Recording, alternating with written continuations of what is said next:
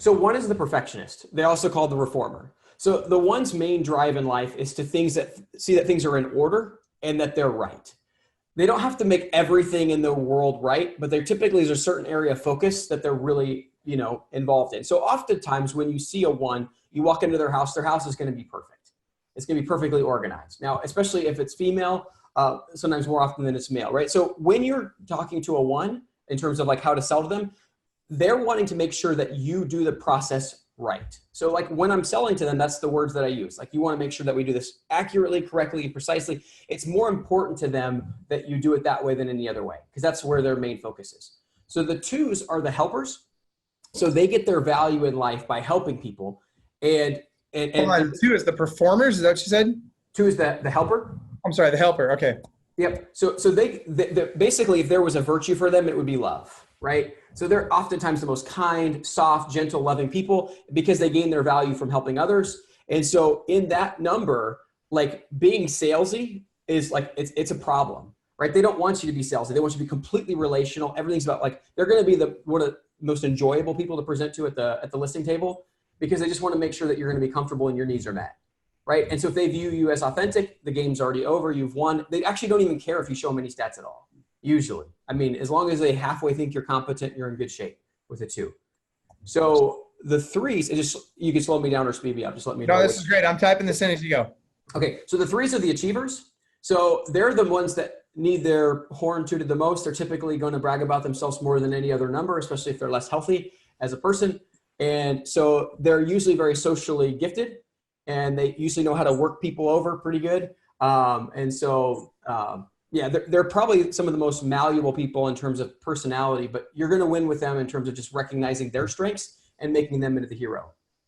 The fours are very emotional types, are very creative types. So like, I don't know if you've ever been in listing presentations where it seems like logic might be secondary to other things. Oftentimes you could be dealing with a four in that aspect where they value creativity and emotion far more as real than maybe a more like logical process. And that's obviously overstated, right? Obviously fours can be very logical, but oftentimes a four, kind of their main mode is to be creative and to take the flood of emotions that they feel in life and to make each one of those as real as possible. So oftentimes your actresses, your Hollywood celebrities, a lot of them would fall in the four category. And so with them, I'll slip out of it. I think one of the dangers with them is presenting stats, right? It's far more about the experience, the emotions of the process. So when I'm selling to a four, I'm going to be far more keen on expressing the emotion of why they're moving and why they're not moving and using that as a motivator as opposed to more factual based stuff. Okay. So love it. Five? Yeah. Fives are almost the complete opposite. Fives are completely in their mind. So they're called the investigators. And everything is about facts, right? They're usually cold, distant, separated. They hate pressure. So fives, like I'll use specific words when I'm selling to a five. Like I'll use like data-driven decisions, which they absolutely like. As much as a five could light up, they will light up when I say that, right? So fives are the type that are infinitely more going to ask you to send the information to them ahead of time before you actually meet with them. Because the idea of actually meeting with a salesperson is like terrifying. They don't want to meet with a salesperson. They'll typically do an absurd amount of research on you before you ever even meet with them. And so very, very data-driven, like some of the most data-driven. I have a theory that more FSBOs than not are fives. I mean, there are FSBOs that become a FSBO because they know a ton of agents and they don't want to hurt somebody's feelings. That's a little bit different. But the stereotypical FSBO that you're talking about, super data-driven, super like, I'm not talking to you, like very, very much exhibit a lot of five behavior. So sixes are your like fear-based number, if like the highest fear-based number that there is on the Enneagram. And so like they're wanting worst case scenario. So typically like they're going to be asking you a million questions on the listing presentation until they feel really comfortable. They're one of those types that are detail-oriented, almost anally detail-oriented until they feel that their fears have been resolved. And then they become incredibly social. So it's kind of an interesting dynamic when you deal with the six because it's like they're not social until they are, and then they're very social. So the biggest thing you could do with the six is deal with their fears first. Like the whole, like, we'll address that later is really, really problematic for a six. But if you address their fear first, then it becomes very easy to sell to them. Mm-hmm. So sevens are usually the most fun, energetic, scattered people on the Enneagram. Oftentimes they end up in sales because they could fit nowhere else.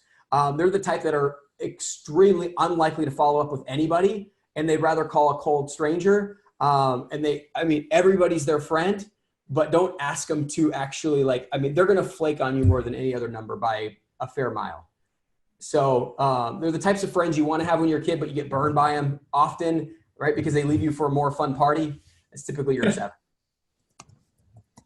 Okay, so they're the social ones, right? Yeah, enthusiasts, we'll call them, yeah. Enthusiast. All right, and how do we sell to the enthusiast? Okay, so enthusiasts are really fun to sell to. So it's all about being fun, right? So you get there, you're life of the party, bring a beer with you when you go to, just have a good time. Talk about the homecoming, the welcoming party you're going to throw for them after they buy the house or after they sell the house.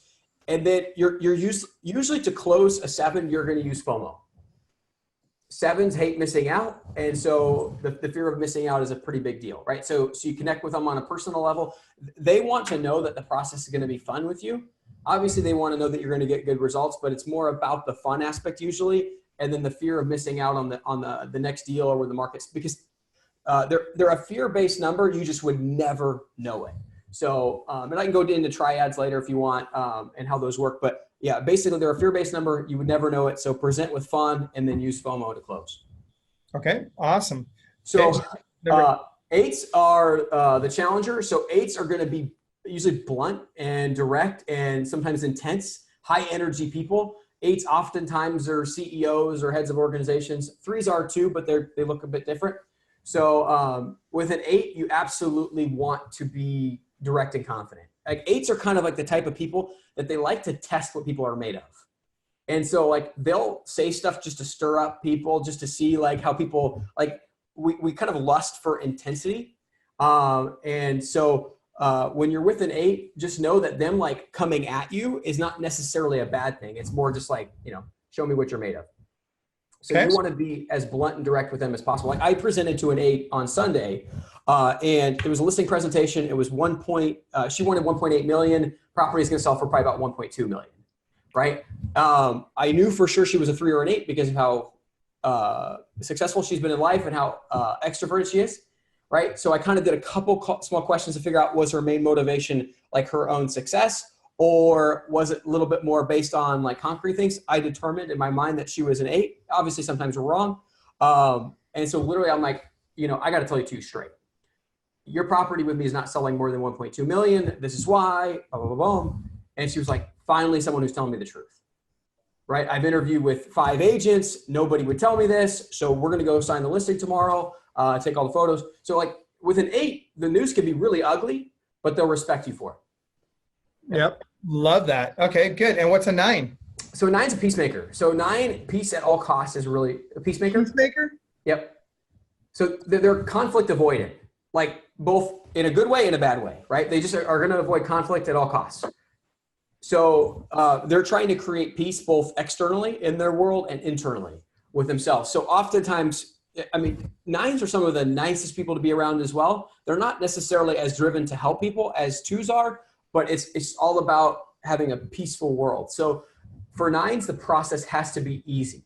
If it's not extremely easy, then it's not something that they want to engage in, right? So oftentimes when I identify 9, and they're usually easy to identify because they're some of the most easygoing people in the world, you want to make the process that they're currently in seem more complex and challenging than where they're wanting to go, right? When it's easier to do the next step than to stay where they're at, then they'll oftentimes make the transition. But if there's any level of complexity to the process, it's not necessarily a desirable thing for them.